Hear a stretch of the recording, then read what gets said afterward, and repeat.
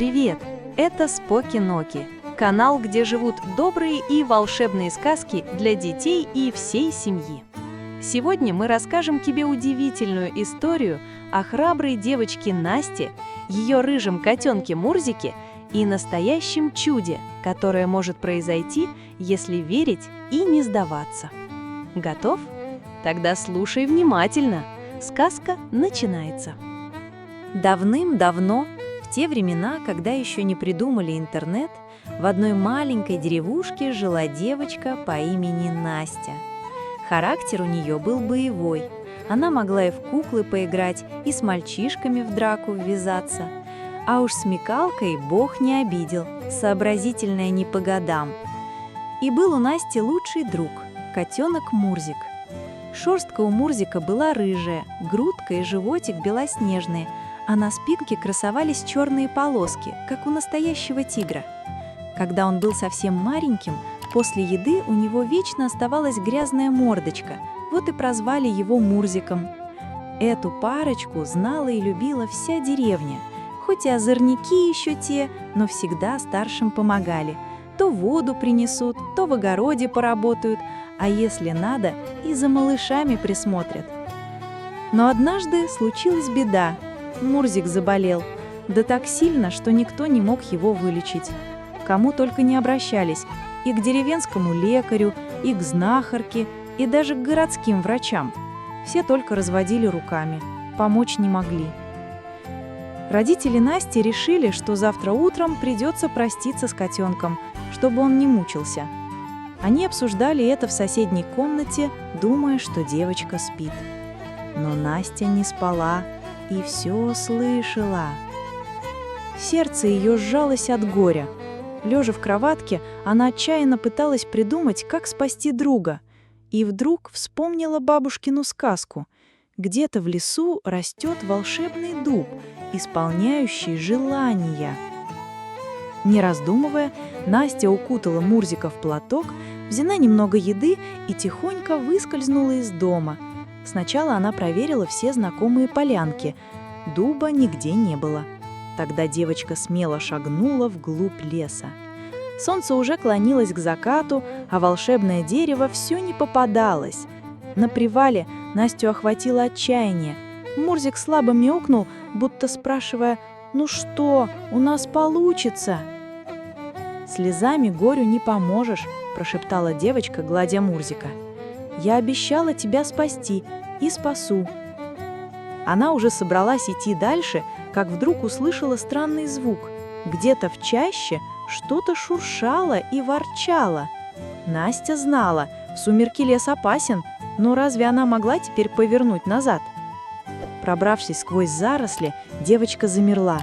Перед ней был огромный серебристый волк. Он топтался на месте, поскуливая, не то сердито, не то жалобно. Приглядевшись, Настя поняла – волк попал в капкан. Лапа была ранена, и он не мог освободиться.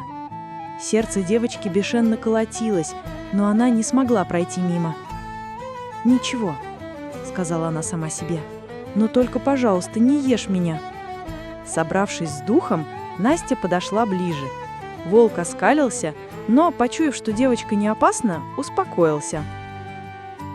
Она ловко подцепила капкан палкой и освободила волчью лапу, затем оторвала кусок от платья и перевязала рану. «Уф!» – выдохнула Настя. «Волк свободен, а я цела. Жизнь прекрасна». «Вообще-то я людей не ем», – вдруг сказал волк человеческим голосом. «Ты умеешь говорить?» «Обычные звери нет. Но я не просто волк, я страж этого леса. Меня зовут Арс. А ты кто? И что делаешь так поздно в чаще?» Настя рассказала ему про Мурзика и волшебный дуб. Голос ее дрожал.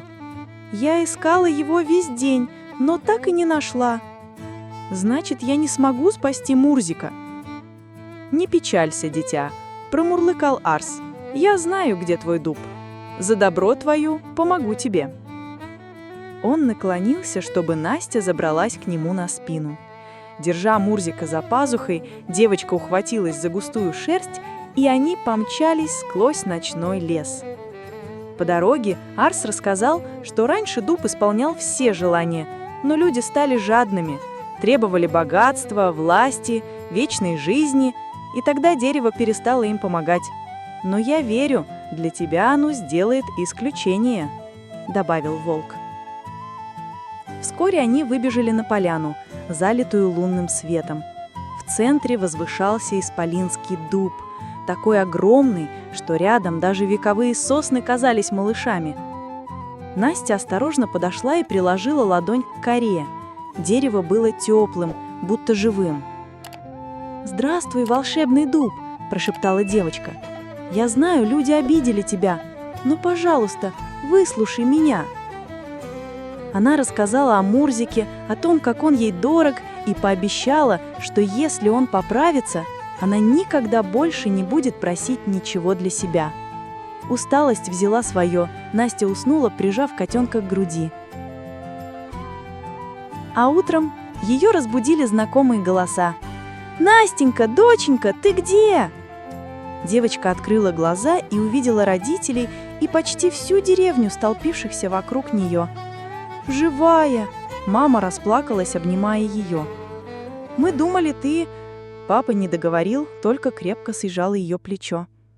«Простите», – прошептала Настя, – «я не хотела вас пугать». И тут из-за пазухи высунулась знакомая рыжая мордочка.